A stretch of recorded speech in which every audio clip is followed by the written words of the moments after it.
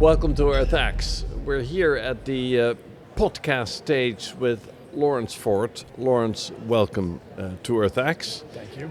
You are the author of a new book, The World Does Need You, which is good news. You're also the founder of the Conscious Capital Institute.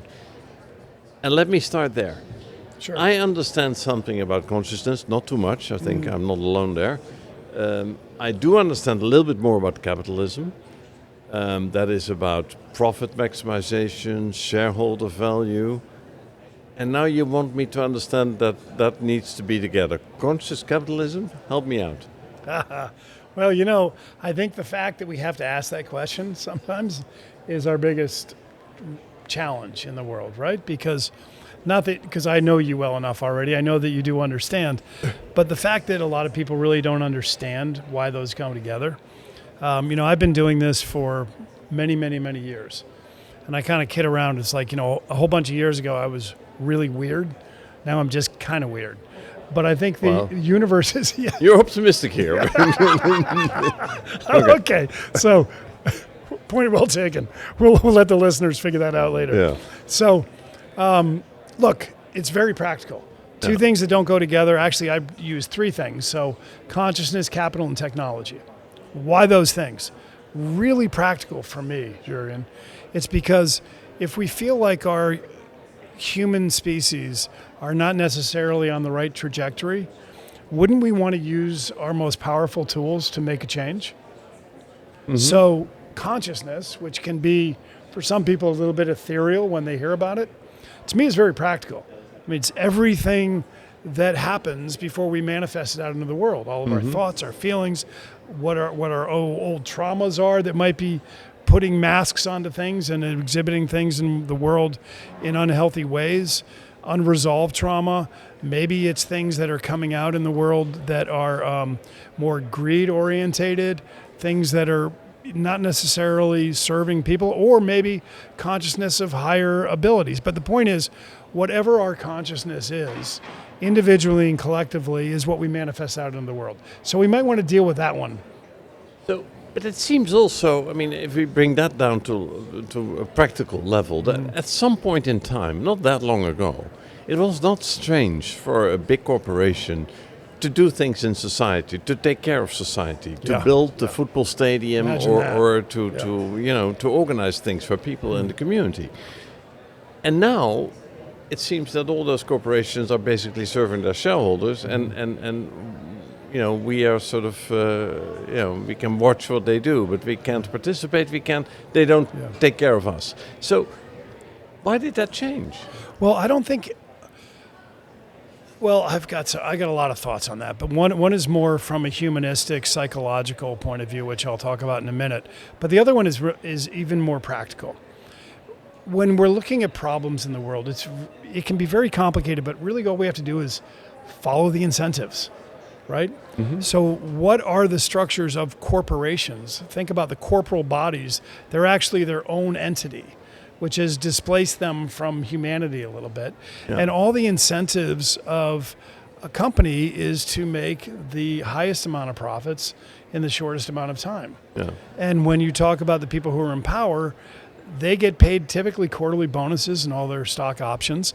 So everything is incented about maximum extraction for the greatest short-term value while somebody is actually there. And so the actual legal structure of corporations is to maximize shareholder value. And if you violate that, you're actually violating the rules of capitalism. So my point here is that as that incentive structure is baked into a relatively new construct of humanity called the corporations and how they're structured, and also the history of the Industrial Revolution, very short time period. What does that do? It creates separation of wealth. And I'm getting to the second point in a minute. And it creates that because of its inherent structure, which I think is quite obvious to the listeners as I've laid this out, why people at the top would make more money and then set more rules to make more money. And then when you invest money, there's this thing called compounding interest. People who are investing in that stuff who had the money now are making more money. And we have the largest separation of wealth ever in history. So when you have that, to answer your question, going back to why not stadiums now, my theory is that we have a bug in our system, in humanity. And everybody has it. No one's above it. And it's the fact that we really don't have the ability to handle power well as humans. When we get too much power, we tend to lose empathy. As a matter of fact, there's many studies around this. So now you have separation of wealth at mass, trillion-dollar, billion-dollar companies now with one or two people. It's insane what's happening. And AI, bringing in artificial intelligence into this conversation, is just a mirror, and it's going to exponentially grow everything we've built so far in one direction or another. So, but to briefly go back to your bug in the system, that we sort of don't know how to handle the fact that we become rich, wealthy, and powerful, and we lose a critical component of human nature, that is that we take care of each other, and we cannot exist without each other. That goes back to your consciousness. I mean, that kind of an awareness needs to change, and maybe if that grows, as it probably is growing, that will allow for the rules to change and the situation to improve.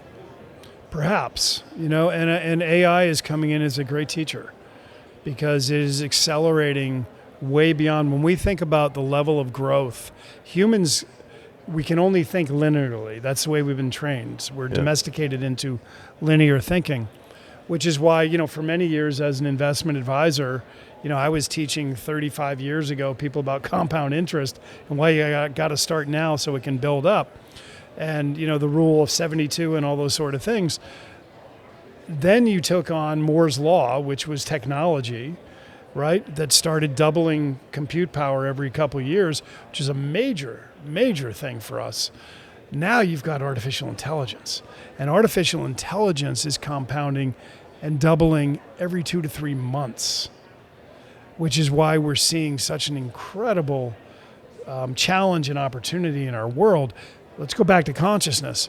And it's going to mirror and excel at that speed everything that we have become, because that's all it's doing is mirroring who we are and what our rules are. Yeah. So about AI, you wrote a book on that, and the good news about the book is that, I should show the title, and I like the X here, of course, that's there for a reason, but many people think that AI means the world doesn't need you, and you say, well, no, I cross out that not. So in other words, the world still needs us, even with AI. Tell me why. Well, it doesn't need you in the way it used to, which is going to create a lot of turbulence.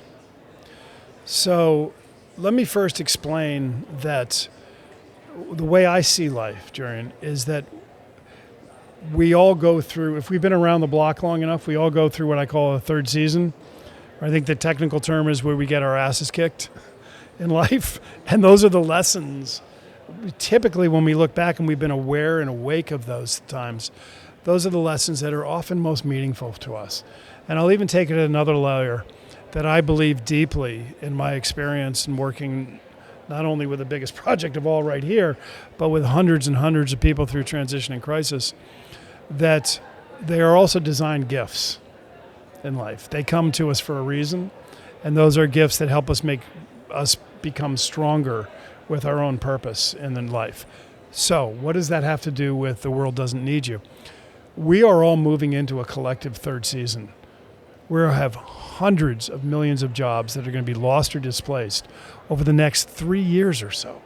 It's insane. And without judgment or hope or understanding or framing, we are going to be, I think, unfortunately for a while, have a tough time. And we think we have a mental health crisis today. We're going to be moving into a state of a deep, deep mental health crisis for a period of time. I hope I'm wrong, but I believe that's probably going to happen because people need purpose. They need purpose. And the world doesn't need them the way they used to be. This was all industrial revolution baked into our system. Be good robots. Go do the job. Do this work, then you can enjoy yourself. Go to this school that's going to teach you certain things. Go do that. Go do that. Little automatons that worked very well for the Industrial Revolution. We're seeing universities already starting to go bankrupt. And that's going to happen at mass because education is over. And why? Because we are leaving the age of knowledge. We are moving, hopefully, into the age of wisdom, which is why why the world does need you. Tell me where you see critical opportunities where you say, okay, this is the new thing we could do, we human beings. Mm-hmm. So if it's not, figuring out how to create the next whatever critical drug for whatever disease, because AI could do that, right? AI can replace 80% of white-collar jobs today. Yeah. So it's human friction holding it back. But then what is describe to me the new job that AI can do and that we are so good at. Okay. So let's have some fun. Let me ask you a question because we were having fun. We were having fun on the other side because I got the great gift of interviewing you on our purpose stage. You probably know this, but one of the top 2 regrets on people's deathbed. One is always people remember this. It's I wish I had spent more time with friends and family. Right. The other one is I wish I had the courage to live my purpose, like who I am, and express that in the world. So we know what matters as a human. And in the age of AI, the world doesn't need our knowledge anymore. It's already smarter than us. What it needs is our own special gift. The only thing that ever mattered is why I'm here on this earth. I've got a gift. I've got certain things that I can give to the world that nobody else can give. And that's not some happy fairy tale stuff. So what do? You take artificial intelligence, and I'll give you some practical examples if we want, but you take artificial intelligence, you replace all that space that was wasted with all that knowledge stuff, and you use it to leverage your gifts. And then you can be unstoppable. And there are 8 billion people with 8 billion gifts. Damn, isn't it a beautiful world? So, and that is so strange because indeed we're used to go to the same schools thinking we learn the same skills to do the same thing, which ultimately leads that you and I are telling each other the same things. Right. But that will change. That's changing. And the reason it changes is not because everybody wakes up and says, oh, okay, this is a really good thing. We've got artificial intelligence coming. It's going to replace all the jobs. So I think I'm going to actually focus on my purpose. No, that's not how we work as humans. We sleepwalk through life until we get our asses kicked. All of us. I'm not special. So when we move into a 3rd season, it gives us that moment to rethink why we're here on this earth. To rethink for a moment that maybe I am more than a human resource. I mean, can you imagine? We actually have that term in corporations. It's like, seriously? So, but, now I can really, in the old days, 6 months ago, I told my parents if I was younger, I have a dream, this is what I want to do. They say, it's a great idea, kid, but go to school and make some money, and then maybe someday you could do that. And they were doing it from love because that was in the industrial age. Now you know what a parent should say? Screw that. You better believe it. You double down. You figure out what your purpose is.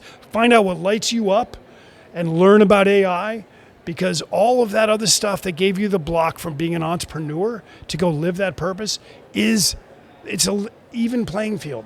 So now you know what's going to happen, right? You wrote the book. You tell me this great story, and this is inspiring. Good point. But the question has to follow. That is, what's then your purpose? My purpose is this message. My purpose is helping people remember they're here for a reason. I was gifted at a very early age. When I was born, I was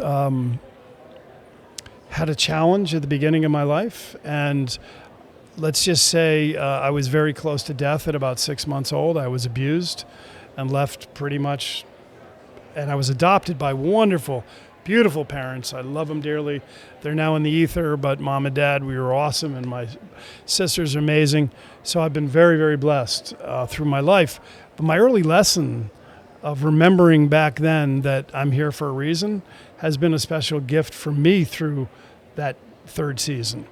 And so my mission in life is very simple, is to help people remember they're here for a reason, live their purpose, and thrive in the age of AI. And that reason you don't find at university. What's that? You don't find that reason at university or in school or... No. But guess what? Those universities are going to have to learn pretty quick because there's going to be a lot of Chapter 7s on the door. Mm-hmm. So, this is the point. Academia will not change until they have to, but they have to. If I need to find my purpose, right, and I have no clue, what do I do? Ooh, sit and listen. Because the first part of that question can seem very complicated, but the reality is Everybody knows. It's about remembering. Unlearning. It's unlearning, you bet. Because we all know. And one of the things that gets really confusing with that is because of our domestication, as the shamans say, the way we've been taught, everything fits in a box. I'm going to be a doctor. No, I'm not just going to be a doctor. I'm going to be a surgical doctor. I'm going to be That's not what we mean by purpose. Let me give you a very personal example. So go back to consciousness, capital, and technology. I can't speak a word of another language, trust me. When I try to speak other languages, I have the best time with people from other countries because we just laugh because I can't do it. But I am multilingual in technology, capital, and consciousness. And so I manifest in those worlds and I work in those worlds. So we have Conscious Capital Foundation with my wonderful partner, Joshua Sens, and we tell stories of people living their purpose to help activate that. So that's one way I express my purpose. Another way I do it is in the capital markets. I've got a company called Conscious Capital Wealth Management where we do holistic management, helping people manage their money so it can support their dreams. I've been doing that for many years. Here's what I want to tell you, though. This is pretty cool because I think this is very material for people saying, okay, well, that's cool, but with AI replacing everything, where do I fit? How do things happen? So one of the things I do is I'm a portfolio manager. Again, I speak capital. AI will take that over. Oh, not quite. Oh, AI Not is quite. not going to take your job. That's good. Well, let me tell you how it works. Let me tell you how it works today. Okay. Maybe eventually, yes. Okay. But right now, it's fabulous. Okay. So I have a portfolio called AI Alpha. Most people think about investing in, so this is public companies. First of all, I need to say this. I've been doing this a long time. This is not financial advice. And I'm not giving you the information to invest. You need to talk to your individual advisor whether this is appropriate for you or not. It's compliance. Okay. So I built AI Alpha over a year ago. We ended the calendar year from April to the end of the year at 45% gross return. We're doing very well this year. Most people think about investing in AI, the big bubble. Don't listen to that noise. Again, not investment advice. But the point is, AI is affecting all industries, the whole world. So if you're missing your angle in investing into that, you are missing the boat. I call it the anti-FOMO portfolio from the internet days, right? Imagine if I just was invested in Amazon or Google, right? So we can all relate to that. AI is hundreds and hundreds of times multiple beyond the internet. So we invest in the power, the compute, the operators, and the builders across all four segments. I won't bore you with all the details, but what I will tell you is I have 7 people working for me, and they are the best I've ever had in my entire life. And none of them are human. And how do you know there are 7? Oh, because they named themselves after I trained them for 3 months. I told Mac, so one of my macro researcher is, I'll give you an example. I said, I want you to go out and be the best macro researcher in the world. But what I want you to do is start by finding me the top 20 in the entire world. Tell me why you think they're the best. Challenged, brought some in myself. And I said, now what I want you to do is find the best 5 out of those 20 and tell me why. It's over a 3-month period of training. At the end of that, I said, okay, now prove to me why you'll be better than all of those 5. Once it proved it to me, we put together a process, system, a job description, exact hierarchy in the system, their job, what they're supposed to do, which came from this 3-month training, by the way, with all the best macro researchers in the world, much smarter than me. And then I said, okay, now you can name yourself. Good. So you talk about the opportunity that AI brings, and that goes everywhere, and that I totally see that, and we all see that. But we all see the negatives sometimes, right? We see things happening thinking, God, what's going on here? Yeah. AI can lead us totally astray. So what do you say to that? What are the dangers? Yeah. So good question. And I want to just say one other thing on my little rant about AI alpha is the reason that I can do this is because I've been doing it for 30 years. So you know. So I know when one of these guys hallucinates a little bit, I'm like, are you kidding me? If you do that again, you're fired. Come back, right? So there's that wisdom advantage all of us have, our purpose that we can bring in. And that's the expression. It's, by the way, a good example where human experience still matters, Absolutely. right? Yes. Yeah. Okay, and everybody can do it across every industry. That's exactly what's going to happen. Just probably not at the job you're working at. So get ready to work on your own. So you ask a very important question. The risks are real. The risks are profound. And I've done a lot of studying and worked with some of the greatest minds around the world. This may sound a little funny, but first of all, I am a great believer in humans, and I think humans end up winning. It just depends on how dangerous things need to get before we come back. But I'd like the listeners to think about this when you think about AI, and is it going to, are we going to allow it to kill ourselves? When you're driving down a 2-lane highway at 70 miles an hour, do you know the level of trust you're putting into that stranger driving the other way? Yeah. I mean, just think about that for a minute. It's profound. We do it every day. So I believe in humanity's natural innate ability and wisdom to survive, because it's a survival mechanism. And I think at the end that wins over AI. Now, listen, some of the challenges, Anthropic just released 4.8 on Opus, and they held back Mythos. It's getting a little geeky here for you, for some of the listeners maybe. But the reason they held it back is too damn good. And it was too dangerous. So there's a good expression. Now the challenge is in capital markets, they're going to be forced by others, and that's where the risks come out. And to the listeners who are listening about this, from anything from building biological weapons, it's really the democratization of information and the ability to do things, whether they're good or bad. And there's the danger.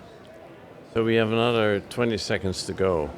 And in that 20 seconds, I want you to give me the pitch how that consciousness part of your mission that you started with, and bringing consciousness and capitalism together, and then, of course, now the step towards AI. How does that all fit together in an inspiring message for this audience? Go be you. Because that is the greatest expression of consciousness that you can do while you're here on this earth. And that's why you're here. Thank you, Lawrence. A pleasure.